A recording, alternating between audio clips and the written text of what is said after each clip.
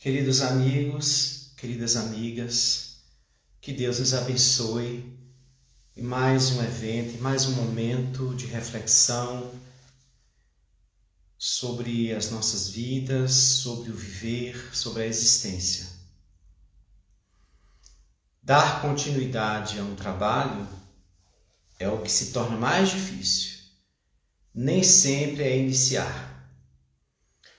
Quando vamos iniciar alguma atividade, sempre surge o fenômeno da empolgação. Ficamos encantados com aquilo que está acontecendo, aquela novidade nos encanta, nos envolve. Com o suceder dos dias, com o passar do tempo, nós vamos percebendo que aquela empolgação que é extremamente essencial no início, como de Joana de Ângeles, para dar esse primeiro impulso, essa empolgação ela vai diminuindo. E é nesse momento em que a empolgação diminui, é que nós vamos ter que nos valer do nosso real desejo de fazer com que aquele projeto, aquele desejo, aquela busca se concretize. E por que é que eu estou iniciando a nossa fala hoje, fazendo esta referência ao início de um projeto e os fenômenos que ocorrem no decorrer dele? É porque isso é da criatura humana em todos os seus movimentos. E isso não é diferente quando nós estamos criando um projeto espiritual.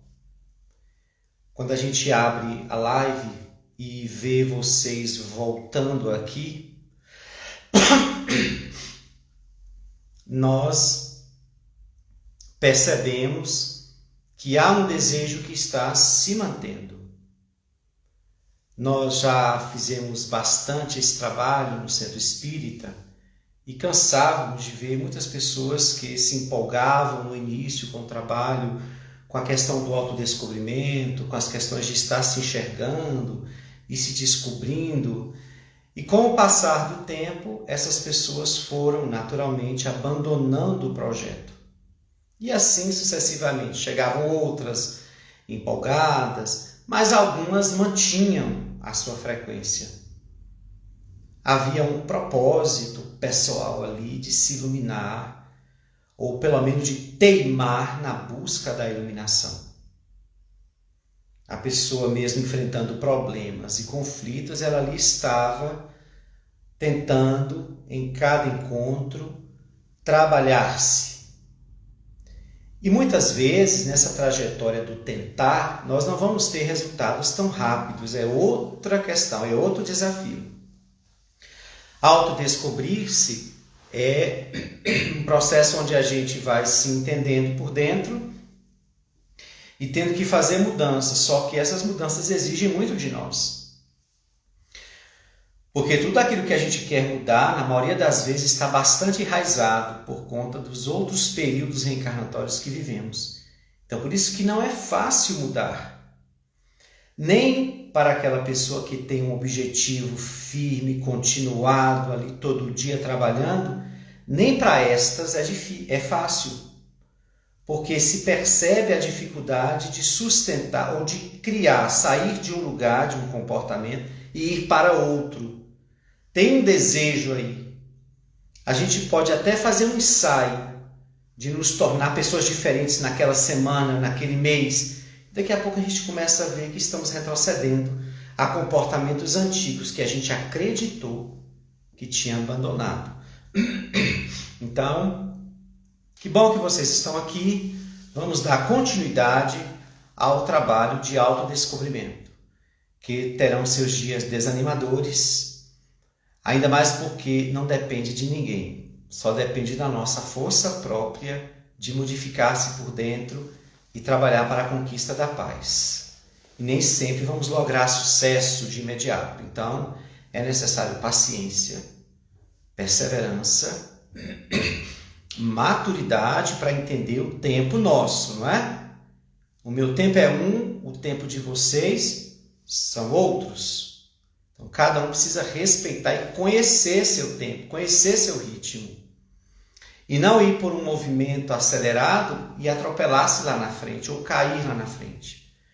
Vá fazendo algo pouco a pouco. E esse autodescobrimento e essa iluminação vai acontecendo. Só não pode parar. Se em um dia parar, recomeça no outro. Até que um dia a gente coloque isso como um propósito interior fundamental para que a gente possa fazer o resto das nossas conquistas. Vamos para a nossa prece de abertura. Pedir a Deus bênçãos e força na jornada, Senhor. Estamos aqui depois de um dia de tarefas, de lutas, tentando equacionar desafios e problemas, transpor obstáculos. A alma às vezes cansa, Senhor, nós muitas vezes nos cansamos, mas revigora as nossas forças em mais um encontro. Fortaleça-nos na presença de Jesus e dos bons espíritos, amigos nossos que estão conosco no intuito de nos motivar, nos estimular à grande vitória que se dá no mundo interior. Envolva-nos, fica conosco hoje e sempre, que assim seja.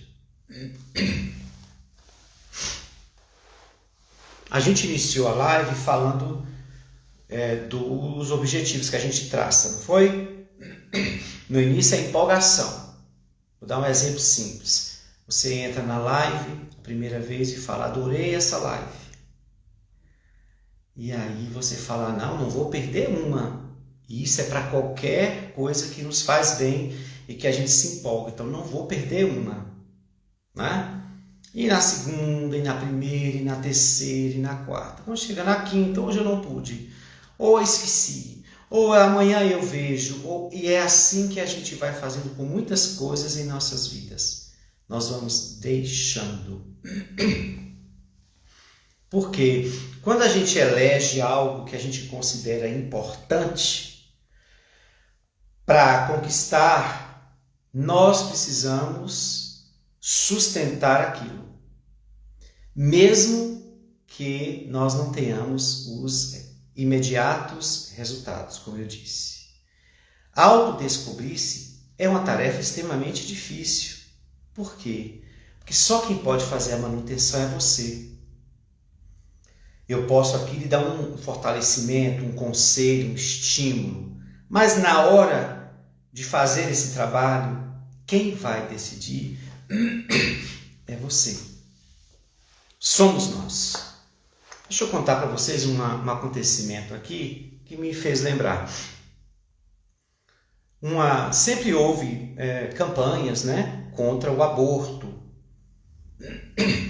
aqui no país, né? Sempre houve campanhas.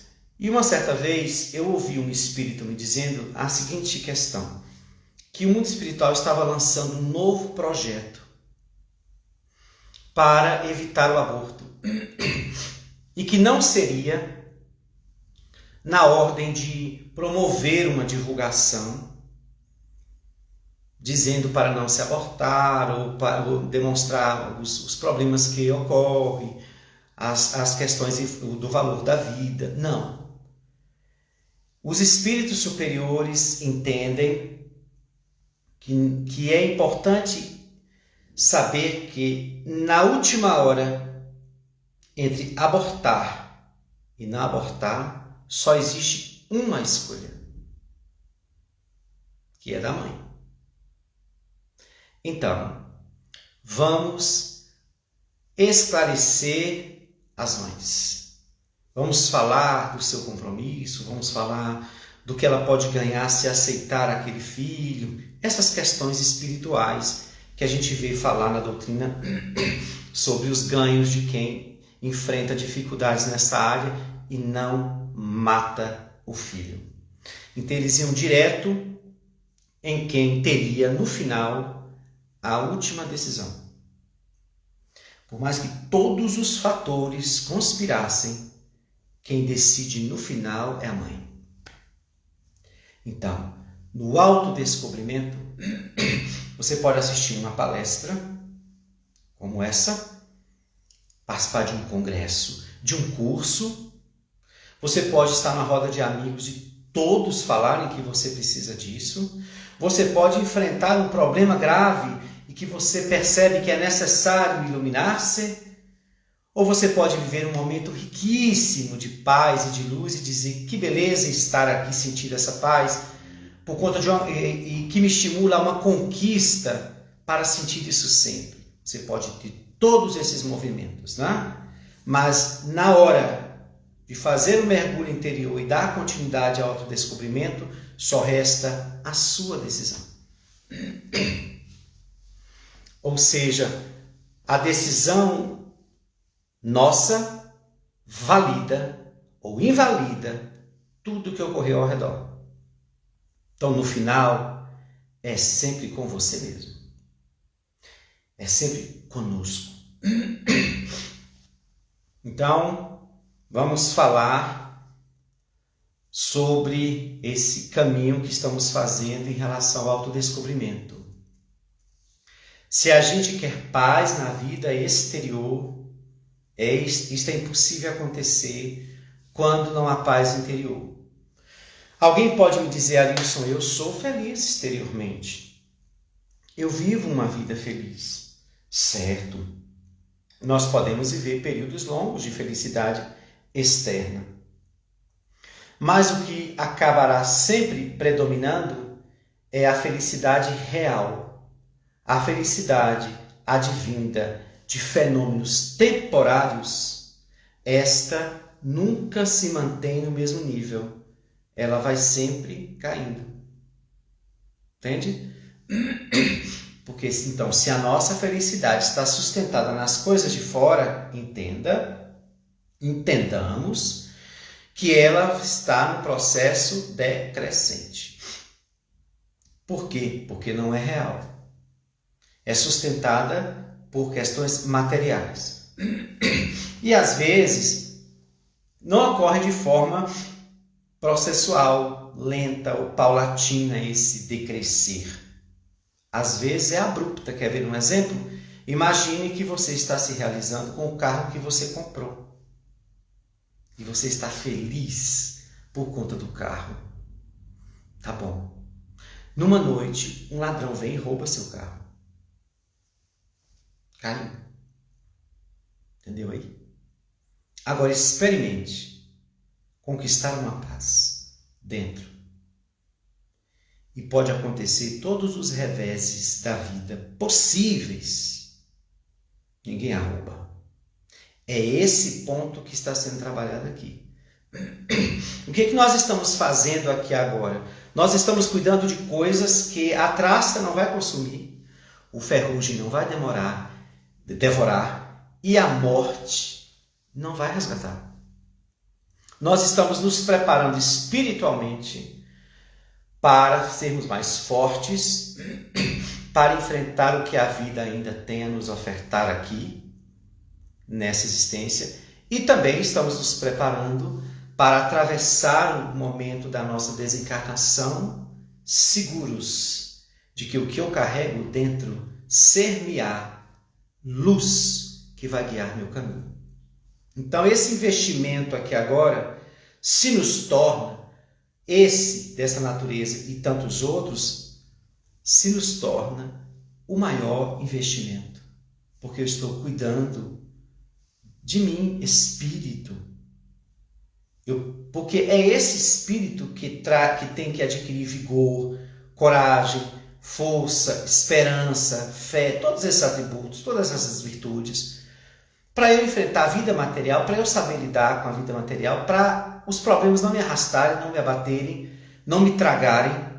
E também em relação à morte, porque ninguém está preparado para a morte, mas quando ela chegar, eu pelo menos terei a consciência de que há dentro de mim conteúdos que me garantirão atravessar esta porta do aparente desconhecido e me levar para algum lugar em que eu fique em paz.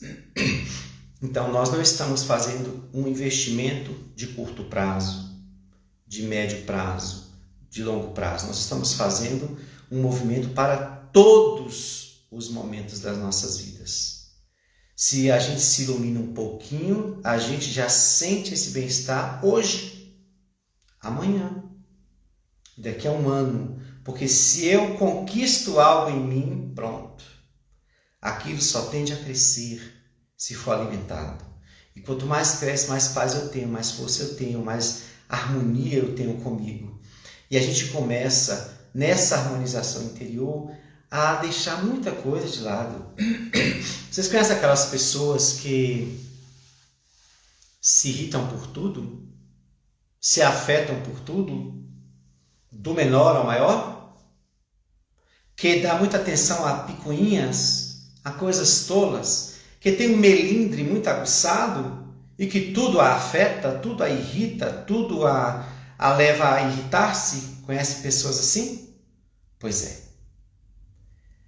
Uma pessoa que é assim, quando ela vai se cuidando internamente, ela vai perceber que todos esses fenômenos emocionais que ela tem, que a atordoa, vão perdendo força porque ela começa a dar um valor, ela começa a dar valor a outras coisas muito mais significativas e importantes.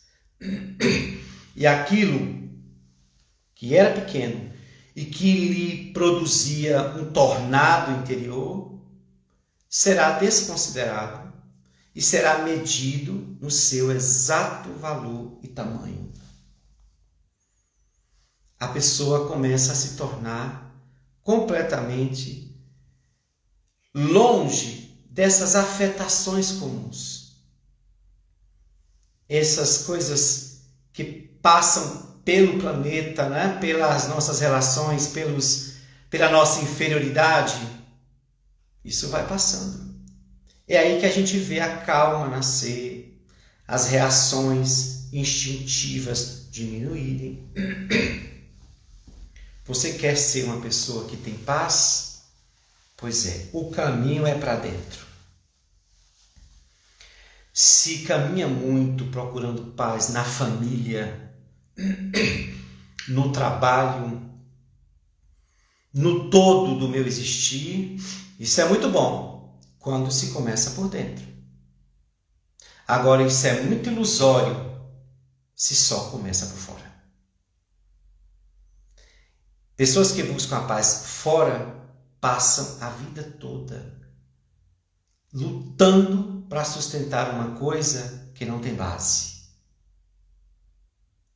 A paz real não vem de acontecimentos externos. Ela nasce na intimidade. E quando ela nasce é uma conquista. Pronto. Então, a paz externa, ela depende para ficar em alta. O quê? Se tudo estiver bem. A paz interna, não.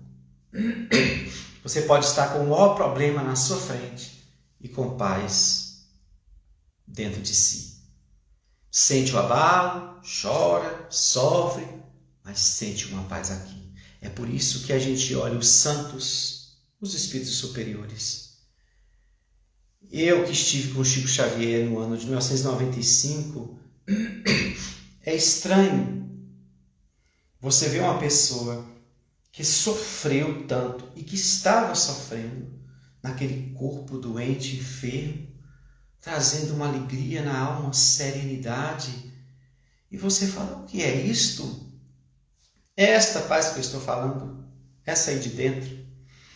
E quando não tem problema que lhe tire o riso, ou que lhe tire o impulso de continuar, de lutar, de perseverar e de ter esperança.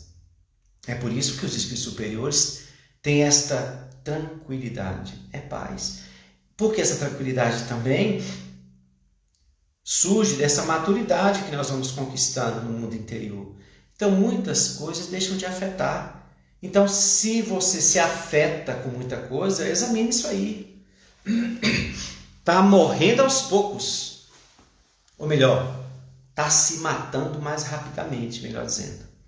Porque a cada intranquilidade que ele invade a alma, as suas células absorvem. E chega uma hora que cansa. O corpo cansa de tantas de tantos redemoinhos que você produz, que nós produzimos, de tantos pequenos tornados aqui e ali, a nossa alma fica inflamada emocionalmente falando e adoece. E pode adoecer também emocionalmente, mentalmente. Então vamos fazer o nosso investimento. Não significa que você precisa estar nesta live para fazer isto. Onde quer que você esteja, todo momento é momento de se iluminar. Como ensinou o Espírito amigo, não é onde, é como. Então não é onde eu estou, é como eu estou. Por isso que as pessoas não entendiam por que Jesus estava com o povo de má vida. As mulheres, ele via aqueles antros, de prostituição, Jesus entrava para falar. Como é que aquele homem santo pode adentrar num ambiente desse tão contaminado por má índole daquelas criaturas? Mas não era onde Jesus estava, era como ele estava. E ele estava pleno, irradiando luz para os enfermos da alma, todos nós. Então, fortaleça o seu objetivo de se iluminar e não espere ser feliz quando esta felicidade vem de fora. Quem vai dizer isso não sou eu, é Joana de Ângeles, no livro Vida Feliz. Não deposite a sua felicidade em coisas externas, porque essas coisas externas passarão. E isso significa que ao passar, sua felicidade vai embora. Continua ela, estabeleça a sua felicidade dentro de você. Porque por mais que o mundo lhe dê as costas, você tornar-se-á feliz. Porque essa felicidade interior não é a felicidade do ter. Porque se fosse assim, esses espíritos que perderam tudo em nome de Jesus para seguir Jesus seriam extremamente infelizes. A felicidade de dentro não necessita ter. Ela necessita do ser. É claro que nós não precisamos abandonar o mundo. Não somos nenhum Marte, mas estamos a caminho. O importante é, eu preciso ter um pouco de paz. E eu faço essa pergunta para vocês. Vocês têm paz quando estão com vocês? Vocês conseguem sentir algo bom que é só de vocês? Que vocês conquistaram? Mas se sua paz depende da presença de alguém ou da aquisição de alguma coisa, ainda está escravizado. Continua, porque a paz não é esta. A paz é estar naquele momento em que às vezes muitas coisas faltam, mas o essencial alimenta. O essencial alimenta. Então não percam esse projeto interior. Ele é só seu. Sabe quando você está sofrendo, sentindo uma dor?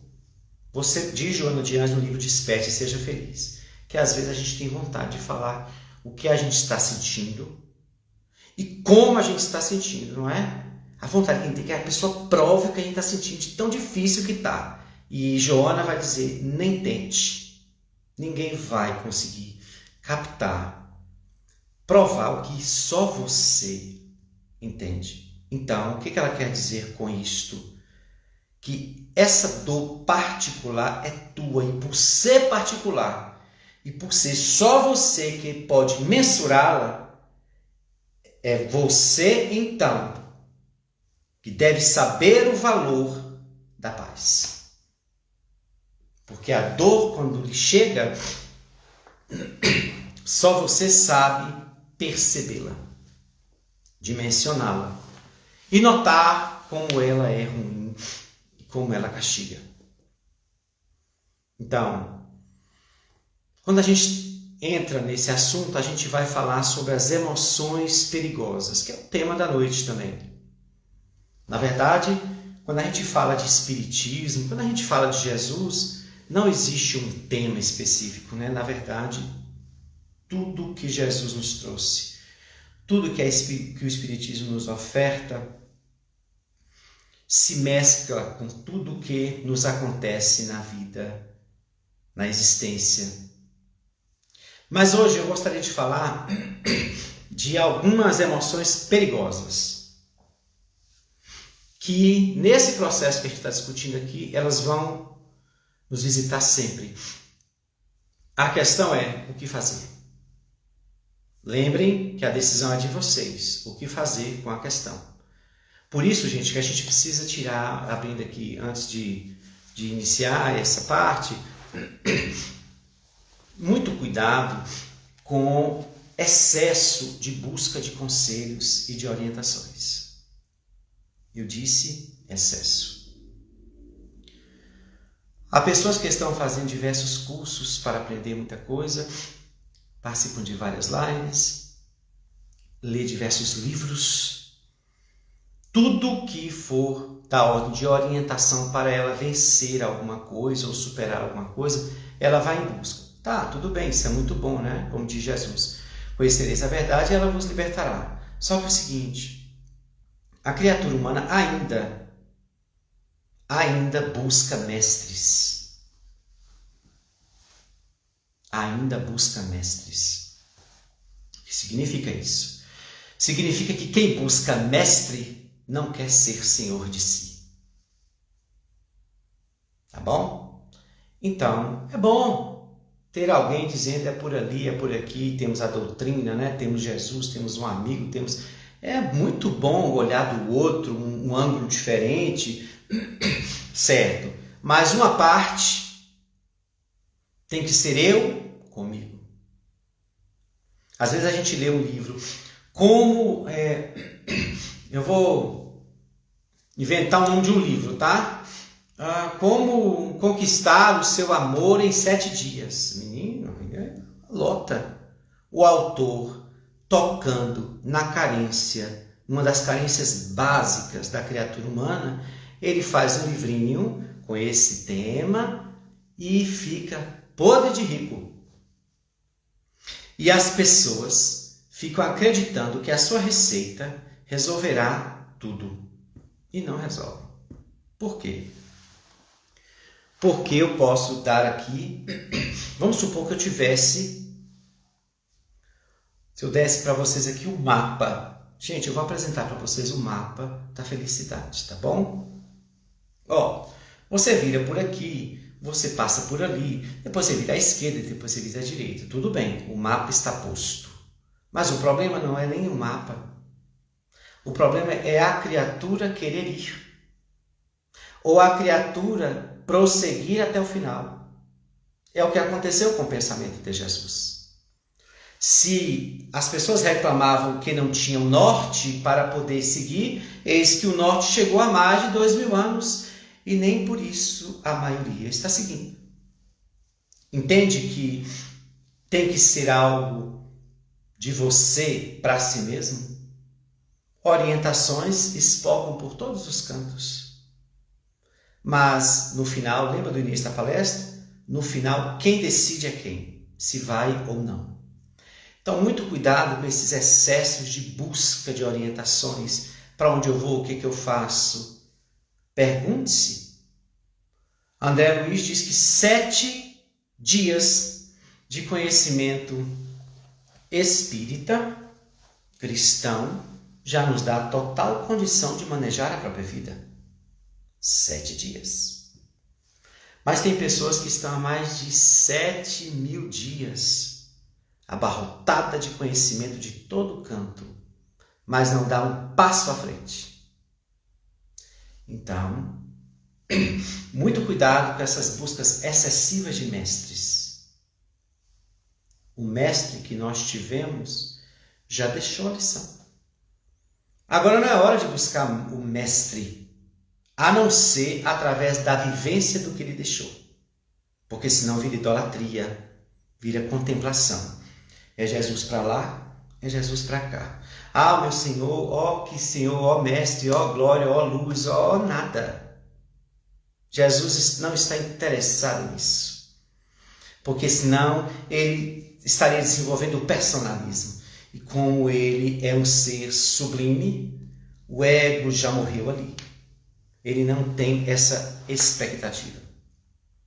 Ele espera, como diz o sonho de Eurípides Barçanufo, e depois eu conto para vocês, ele espera que adotemos o que ele deixou.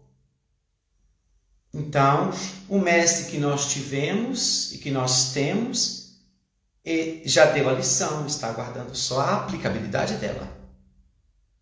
Então, movimentemos. E voltando a essas questões das emoções perigosas, nesse trajeto evolutivo que a gente citou, nessa busca do autoaperfeiçoamento, né? Dos projetos da busca da paz e da felicidade, a gente vai se deparar com o desânimo, que é um fenômeno extremamente natural. Natural, porém, profundamente perigoso. Nós somos almas frágeis. Nós não somos espíritos fortes e preparados tanto assim. O desânimo é um fenômeno natural que nos paralisa, nos faz fazer essa fé ficar cada vez mais frágil, faz a gente perder a esperança e ter uma visão de desistência em relação a nós, a nossa capacidade ou ao nosso investimento. Bate um desânimo, né? Bateu um desânimo, certo? Esse desânimo, ele é classificado pela doutrina espírita como um cansaço natural que o espírito em evolução enfrenta.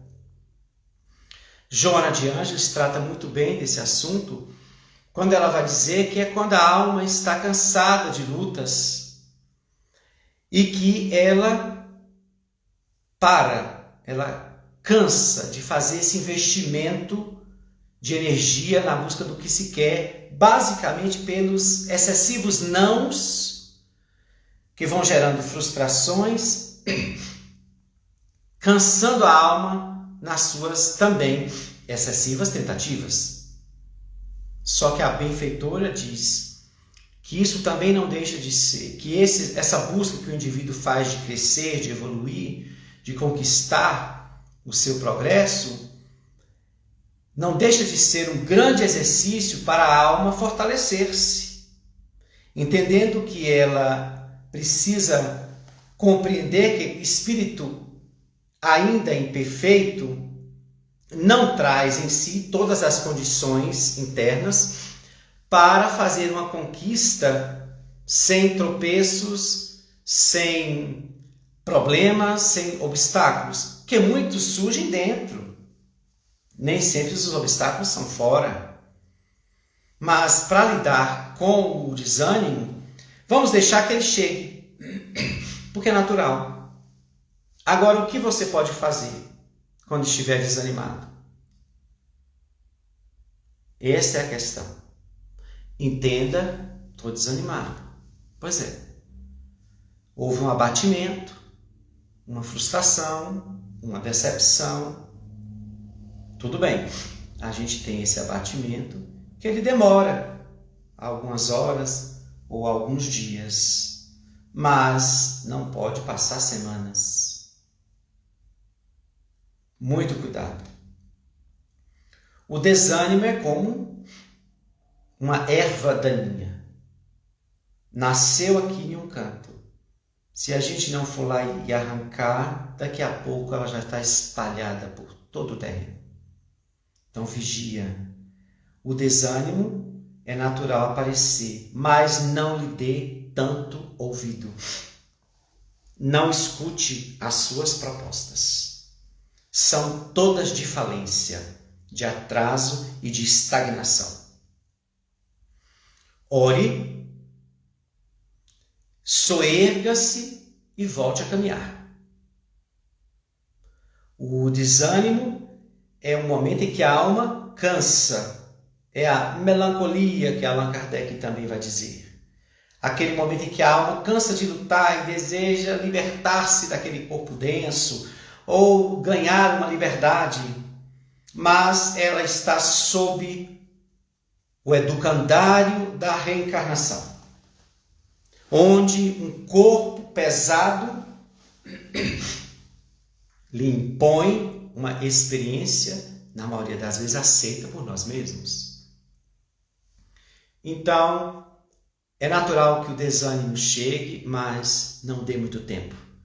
Não dê muita atenção a ele.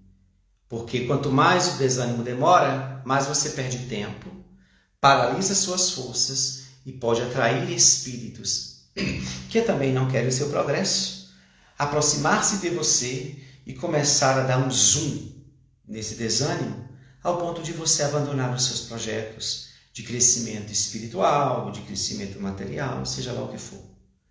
Então entenda que o desânimo é uma emoção perigosa, por isso não pode demorar muito com ela. Outra emoção que também é natural, que parece que está entrelaçada ao desânimo, que é a tristeza. Muitas vezes somos tomados por tristezas, por conta das decepções, das perdas, das coisas que nos frustraram, né, semelhante ao desânimo. Mas Joana de Ângeles, ela tem um texto que fala sobre a tristeza que eu achei muito interessante, quando ela vai dizer que a tristeza o espírito pode manejar o fenômeno da tristeza para seu favor. Mas abrindo um parêntese, Emmanuel vai dizer que a pessoa quando está triste, ela está demonstrando, ou melhor, eu vou falar diferente, que a tristeza é um fenômeno do egoísmo. Eu também fiquei meio inquieto na hora que Emmanuel falou isso. Como é que é? Porque quando a gente está triste, a gente está pensando em quem? Então Emmanuel vai dizer a tristeza é um fenômeno do egoísmo. Ou seja, se atente, porque ela não é boa conselheira. Ela te fecha, muitas vezes, numa autocomiseração, numa autopunição, numa autocondenação. Então, olha o egoísmo aí. Eu começo a pensar na minha dor, quão grande ela é, as minhas coisas são difíceis, nada dá certo. Olha o egoísmo aí, ó. Nada eu. Aí vem Joana e deixa-nos uma mensagem que diz o seguinte: utilize dos momentos em que a tristeza lhe visitar para fazer um balanço da sua vida, dos acontecimentos últimos, dos caminhos que tem trilhado, das escolhas que tem feito, dos últimos acontecimentos positivos e negativos, das suas relações, de como anda conduzindo todos os seus planos e projetos. Como é que está a sua relação com Deus? Ou seja, tem aí muita coisa para se pensar. Então, ao invés da tristeza chegar e a gente ficar de cabisbaixo ou chorando, a gente também pode utilizar desse momento para um balanço. Uma vez sofrendo um problema muito grave no sentido que para mim, doía muito. Então, eu deitei. Agora eu vou contar essas histórias da autocompaixão que eu tinha na adolescência. E aí, a gente faz aquele horror, sentindo aquela dor que doía, e eu deitei, comecei a chorar e pedi: meus irmãos, me ajuda, me tira isso, eu não quero mais passar por essa dor. Eu ouvi fortemente dentro da minha cabeça: então, muda.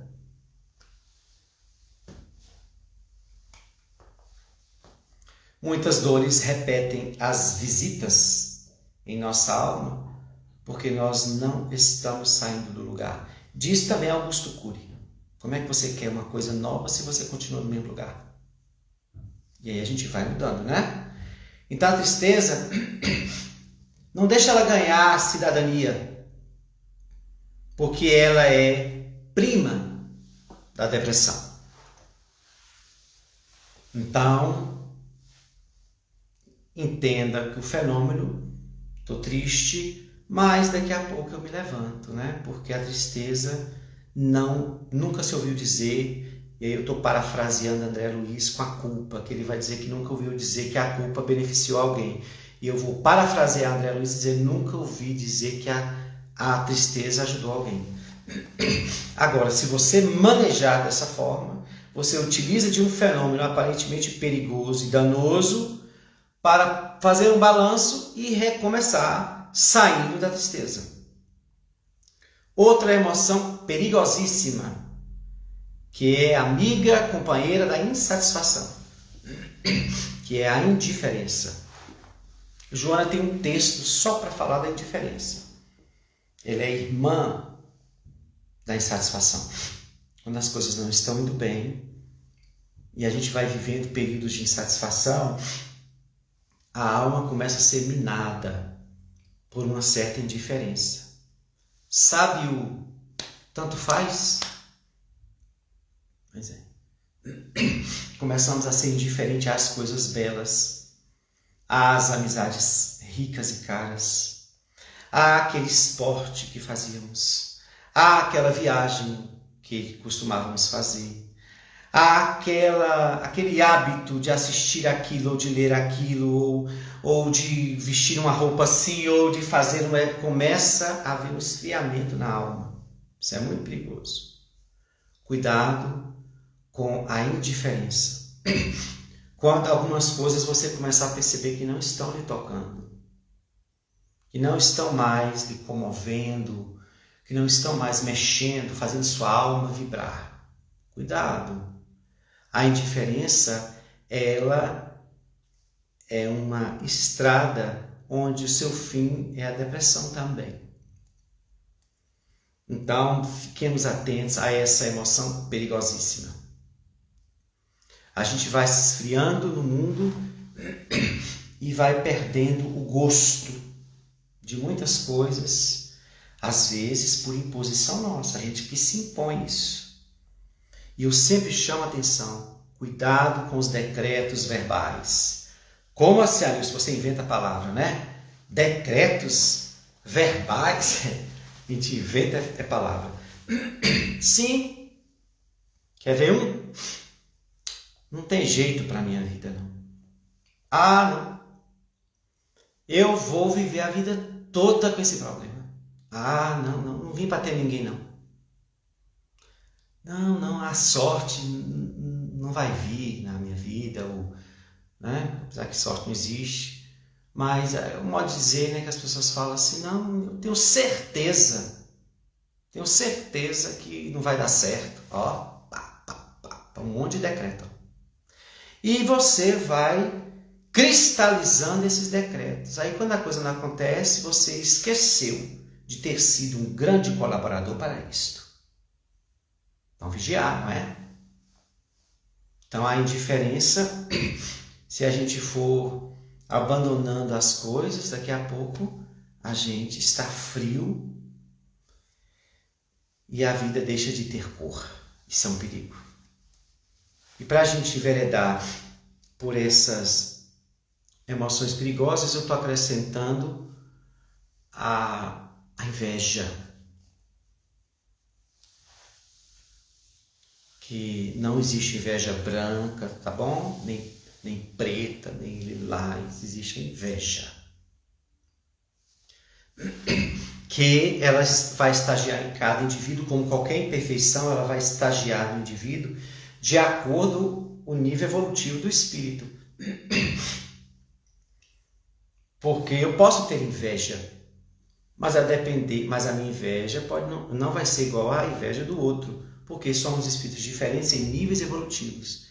Eu posso ter uma inveja que não me afeta, que aparece e volta.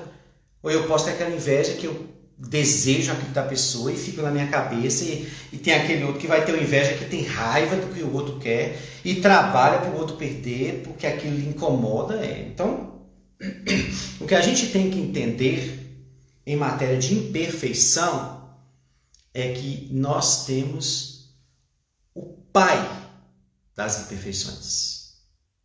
Então, se a gente tem o Pai dentro da gente, todas nós temos, em maior ou menor grau.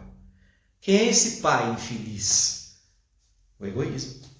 Por isso Emmanuel vai dizer lá no Evangelho segundo o Espiritismo, para quem não sabe, Emmanuel, o mentor de Chico, e Joana de Anjos participaram da codificação espírita, na época que o Espírito de Verdade convidou eles dois para deixar algumas mensagens. E existe uma mensagem de Emmanuel no Evangelho segundo o Espiritismo chamada o egoísmo. Vocês vão ver lá um espírito amigo, ou vocês vão ver o nome de Emmanuel, não me lembro.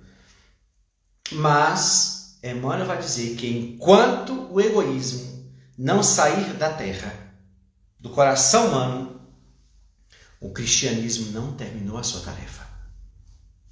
Vejam só, o dia que o egoísmo sair de nós, acaba a sombra. E nós vamos ser plenos espíritos iluminados.